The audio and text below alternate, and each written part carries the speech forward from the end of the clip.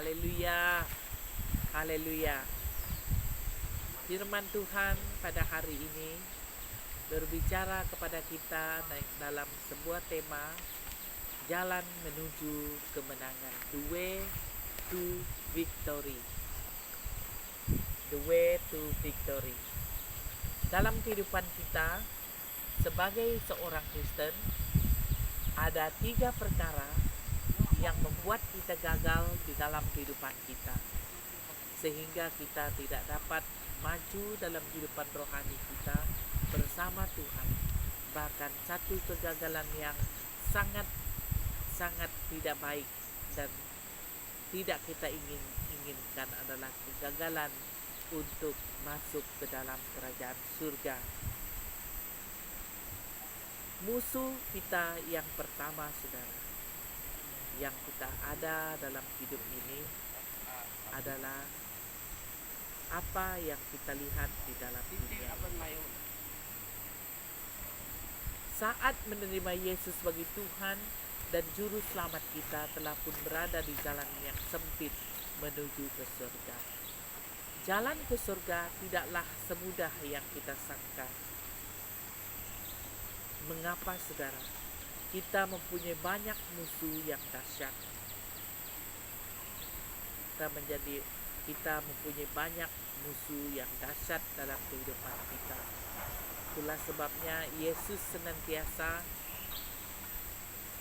memberikan janjinya kepada kita bahwa Dia akan menyertai kita. Tapi apabila kita tidak mengizinkan Yesus menguasai kehidupan kita, maka kita sering akan menemui kegagalan di dalam kehidupan kita. Jikalau kita lihat bahwa jalan ke surga itu adalah satu jalan yang sangat sempit sekali, hanya sedikit orang yang melaluinya. Alkitab memberitahu kita bahwa orang Kristen mempunyai musuh yang sangat dahsyat. Yang pertama adalah dunia ini, dan yang kedua adalah kedagingan, dan yang ketiga adalah setan. Jadi apakah musuh-musuh kita itu perbuat? Kerja musuh-musuh kita ini adalah coba menjatuhkan kita ke dalam dosa, sedaya upaya menjauhkan kita dari Tuhan. Itulah pekerjaan musuh-musuh kita. Musuh yang pertama tadi adalah dunia. Kalau Alkitab menyebut dunia, artinya bumi ciptaan Allah ini, bumi yang diciptakan oleh Allah, yang oleh Allah. Di dalam Yohanes 3:16 juga, kalau dia berbicara tentang dunia itu adalah menunjuk kepada saya dan saudara, kita yang hidup di dalam dunia ini. Yohanes 3:16 mengatakan, karena begitu besar kasih Allah akan dunia ini, sehingga Ia telah mengaruniakan anaknya yang tunggal, supaya setiap orang yang percaya kepadanya tidak binasa, melainkan beroleh hidup yang kekal.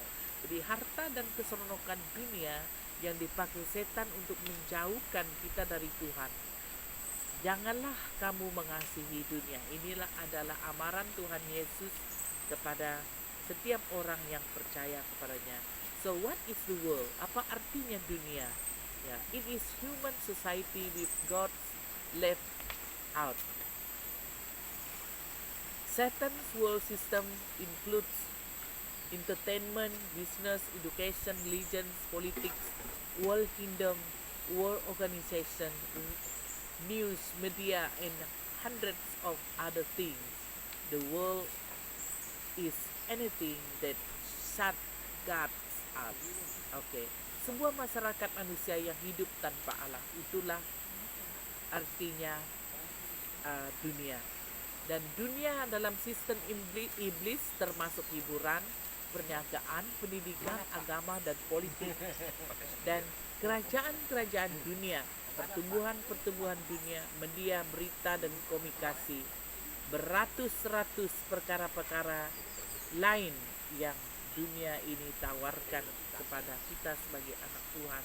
Dan iblis memegang kuasa atas segala yang telah saya beritahu tadi. Sebab semua yang di dalam dunia, yaitu keinginan daging dan keinginan mata serta keangkuhan hidup, bukanlah berasal dari Allah, melainkan dari dunia.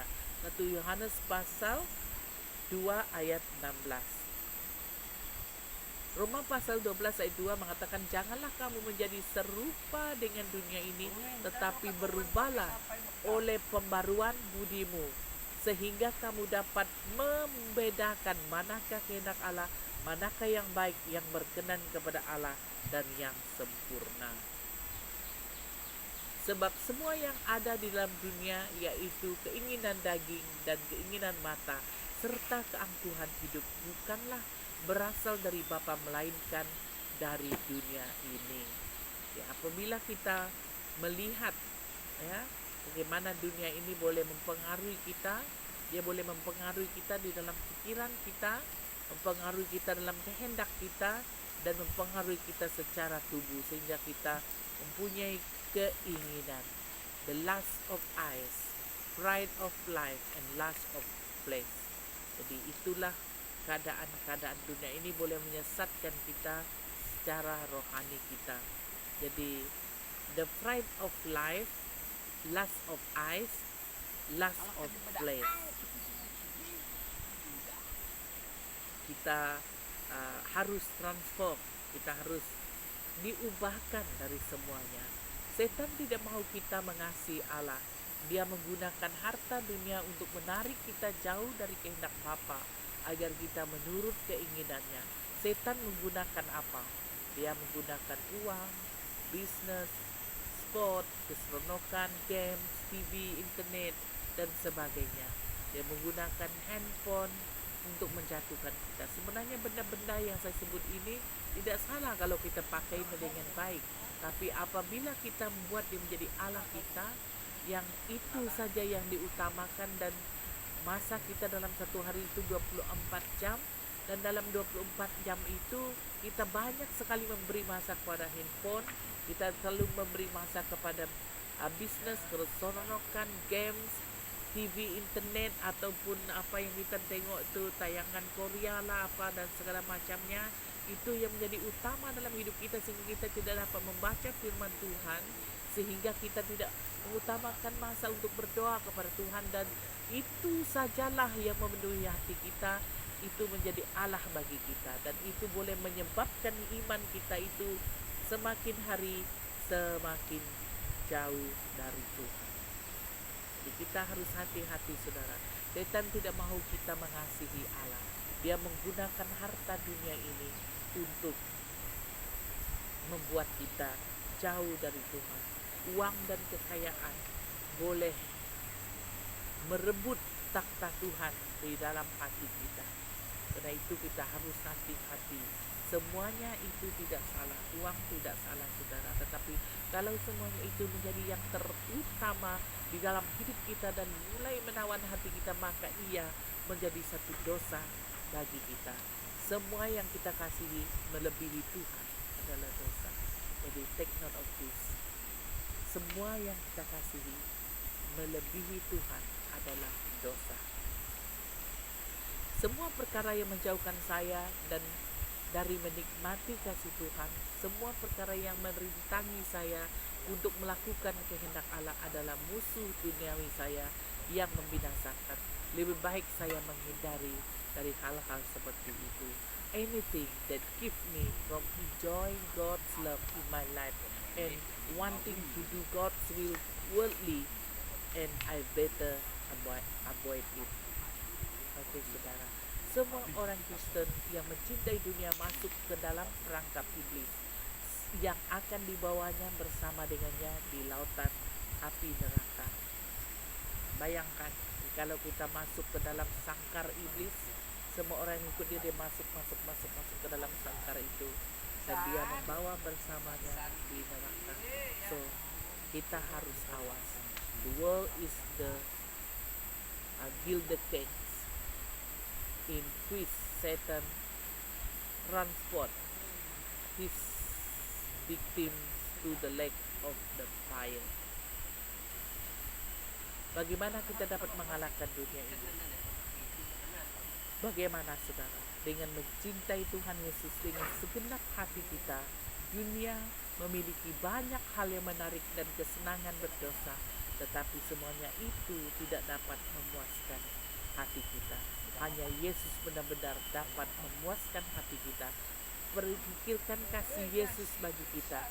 Ketika kita berpikir tentang beberapa banyak Dia mengasihi kita, Anda akan bagaimana Ia menderita dan mati untuk kita. Jadi kita dapat melihat Dia di dalam hati kita, bahwa Dia adalah sungguh-sungguh Tuhan yang patut kita puja dan utamakan dalam kehidupan kita. Kita harus mencintai Dia lebih dari segala yang lain. Pikirkan kekayaan yang Anda miliki di dalam Kristus. Pikirkan semua yang telah Allah berikan kepada Anda dan semua yang Dia telah rencanakan untuk kita. Fokuskan kasih sayang kita kepada hal-hal di atas, bukan kepada hal-hal di dunia. Kolose 2 ayat 3. Dan seterusnya, renungkan apakah hal-hal yang dunia ini buat supaya memikat kita. Atau apakah hal-hal yang ada di zaman ini yang lebih membuat Anda terpikat dibandingkan dengan hal-hal abadi? Apakah daya tarik keduanya sama bagi Anda? Terlihat tanda bahaya jika hal itu terjadi, yaitu tanda manusia duniawi. Allah mahu kita mengasihi Dia dengan segenap hati kita, bukan dengan setengah hati. Dunia adalah satu keseronokan yang boleh membunuh iman kita. Jadi penuhilah hati kita dengan takut akan Tuhan. Matius 22 ayat 37 mengatakan, jawab Yesus kepadanya, kasihilah Tuhan Allahmu dengan segenap hatimu dan dengan segenap jiwamu dan dengan segenap akal budimu. Kedua, keinginan daging. Perkara yang kedua ini yang sering menjatuhkan manusia, yang membuat manusia itu jauh dari Tuhan, ialah keinginan daging. Musuh terbesar orang Kristen ialah musuh yang ada di dalam kita, yaitu keinginan daging. Apa artinya keinginan daging?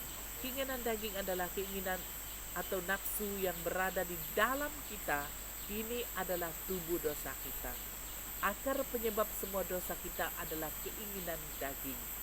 Diri kita, daging kita ingin memiliki cara kita sendiri. Itulah keinginan daging. Dan juga diri kita tukang membuat kita egois dan mementingkan diri sendiri. Diri kita juga adalah yang membuat kita ingin dihormati dan kita merasa bongkak. Diri atau keinginan daging benci melihat orang lain maju, kita atau memiliki sesuatu yang tidak kita miliki. Inilah bahayanya apabila keinginan daging itu menguasai kita, sehingga kita sendiri mau menang sendiri. Inilah sifat-sifat sebelum menerima Yesus, yaitu me first, saya dulu. I don't have to obey you. Apa guna saya mengikuti engkau ataupun taat kepadamu? I want to do it my way. Ini jalan yang aku nak, saya tak mau jalan kamu. I don't care what you say. Ini adalah kata-kata yang sombong yang keluar dari dalam hati kita. Peduli apa you kata, dia bilang, I hate you, aku benci sama kamu, ya. I don't care what God say, I will do what I want to do. Nah, itu yang kita selalu kata. Jadi keinginan daging ini dalam hidup kita itu ialah kita pertama kita akan menyala dalam kemarahan. Cepat sekali marah. Jadi kemarahan yang jahat, penuh dendam, penuh kepahitan.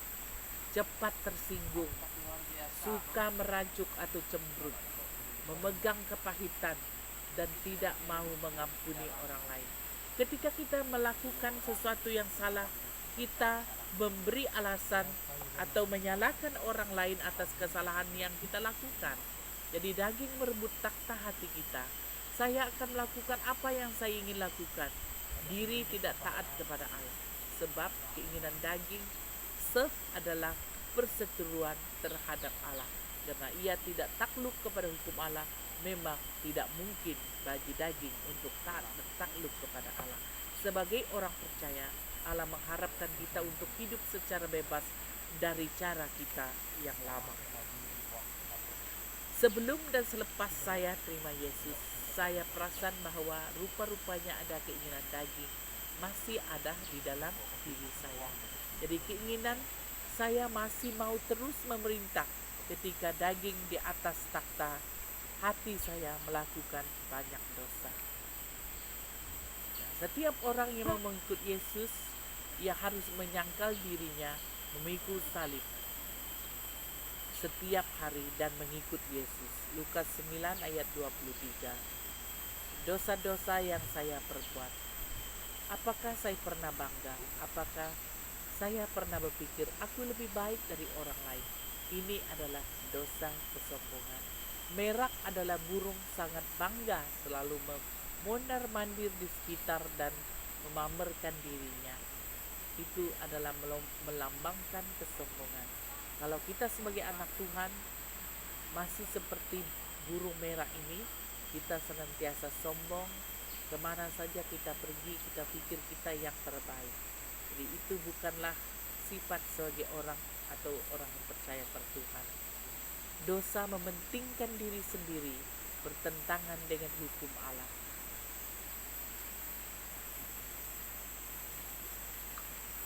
Tuhan Yesus menyalahkan sikap mementingkan diri sendiri, dan Allah membenci orang yang mempunyai sikap penting diri. Maliaki 1 ayat 10, Yesus juga menyalahkan sikap mementingkan diri sendiri. Yohanes 4 ayat 34. Seterusnya, dosa penting diri ini senantiasa bertentangan dengan hukum Allah.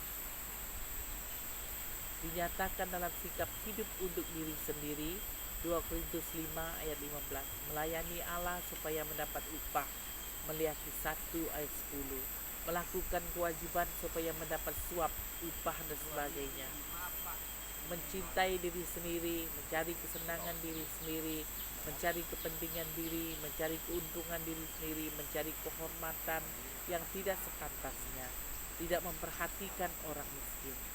Jadi dosa yang seterusnya ialah dosa perkataan kotor, perkataan yang melemahkan orang lain, perkataan yang memfitnah orang lain, perkataan yang gosip-gosip orang lain, cerita kotor, menjahatkan orang lain, dan juga bohong atau tipu muslihat. Setan adalah bapa orang yang suka bohong dan melakukan tipu muslihat. Setiap kali kamu menipu, kamu berkelakuan seperti setan. Karena semua penipuan berasal dari setan. Do you tell lies? Setan memakai ular untuk menipu Hawa. Setan memakai kita jika kita memakai lidah kita untuk menipu. Dan seterusnya, dosa yang ada dalam hidup orang yang senantiasa hidup untuk diri sendiri adalah dosa kemarahan. Siap untuk menyerang orang, membalas dendam, api kemarahan yang tak terkawal yang meledak bila-bila masa. Ini adalah dosa kemarahan yang seperti harimau yang mau menerkam saja. Dia selalu berkata, tiada maaf bagimu. Itu yang dia selalu sebut kalau dia marah. Jadi dosa pemberontakan juga, tidak mengikut peraturan. Anak-anak yang tidak menghormati ibu bapa, tidak hormati guru di sekolah atau bos di tempat kerja, ya. Sukar untuk menaati orang atasan. Istri yang tidak taat suami, dia tidak menghormati suaminya. Dan pemimpin atau hamba-hamba Tuhan tidak menghormati orang atasan.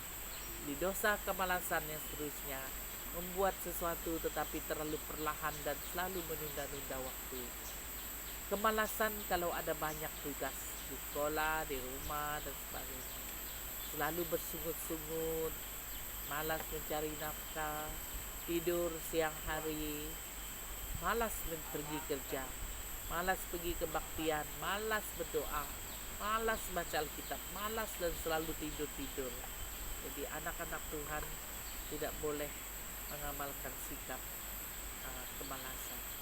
Diri adalah masalah terbesar kita. Jadi harus kita minta supaya Tuhan yang mengontrol kehidupan kita. Hidup saya tidak bahagia walaupun saya seorang Kristen. Ini adalah pengakuan seorang anak Tuhan yang percaya pada Tuhan, tetapi dia tidak bahagia karena dirinya sendiri yang menguasai dia, bukan Tuhan.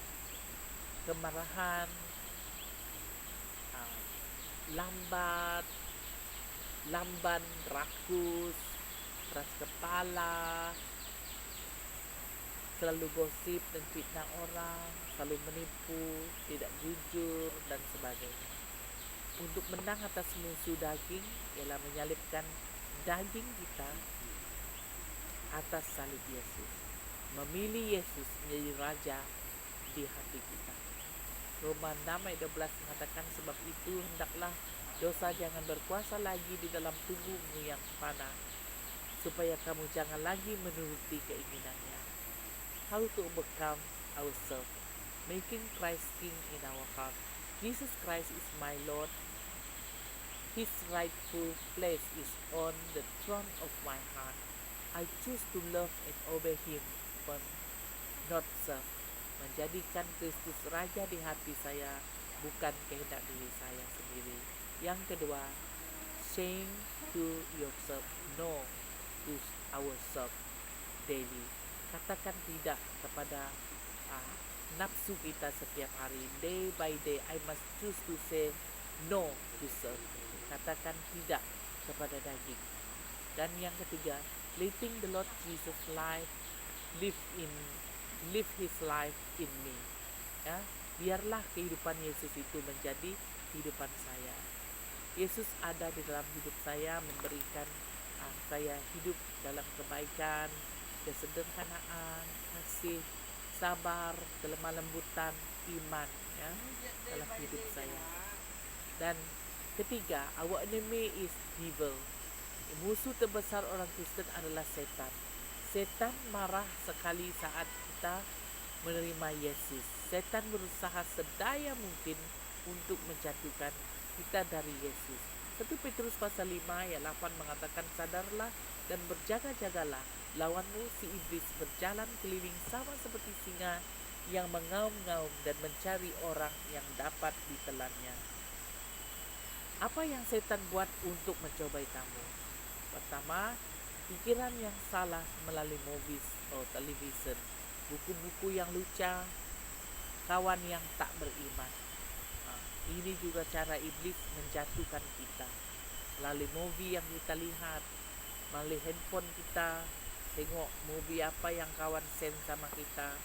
Setan menggoda kamu dengan menyalahgunakan seks ataupun hidup yang tak bermoral. Itulah hidup orang yang tidak bermoral. Dia mau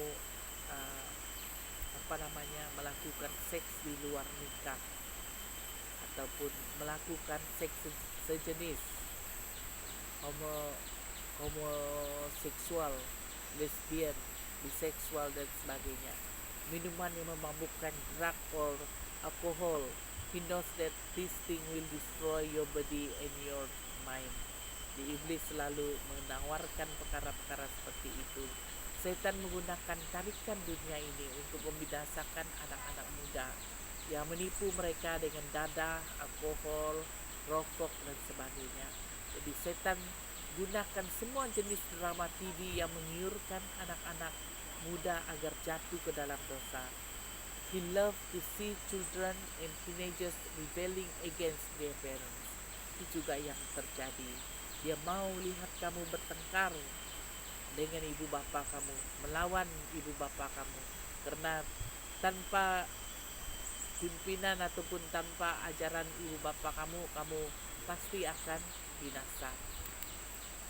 Jadi penipuan setan yang terbesar, setan big lie, sin will make you happy and there are no bad consequences. Dia akan selalu berkata demikian.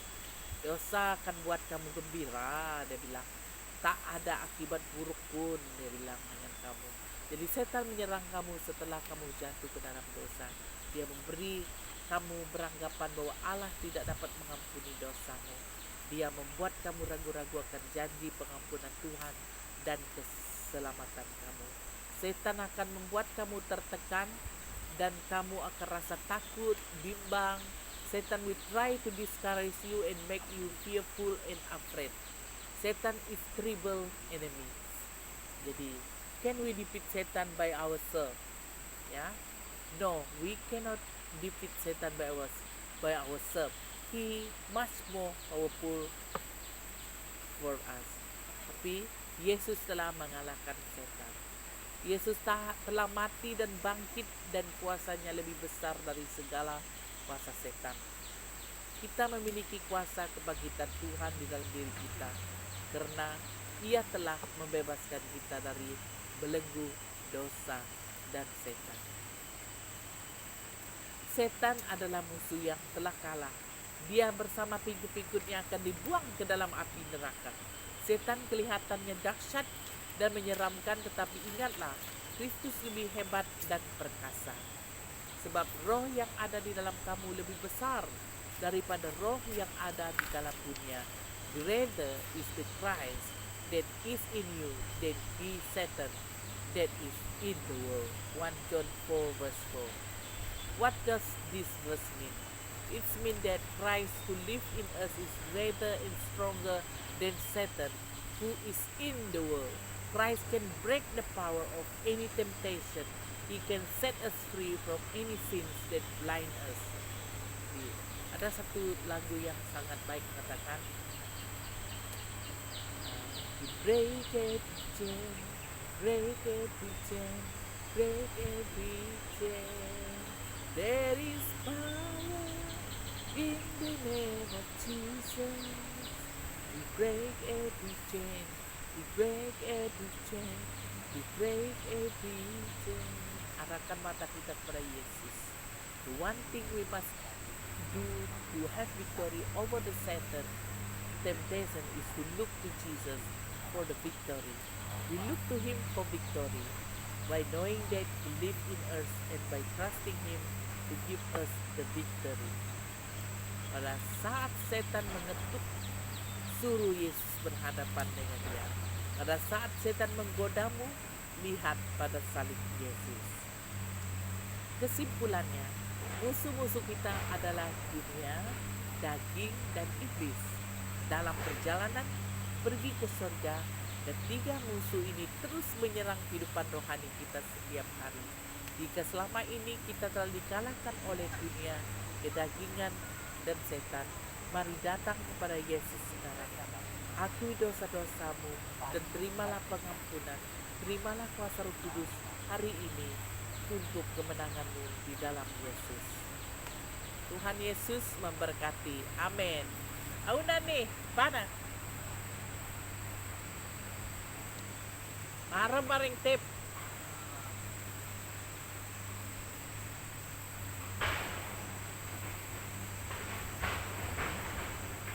Tega jantan naik kerempam dah. Ana jantan naik daloi ketijiran, nah jantan patai.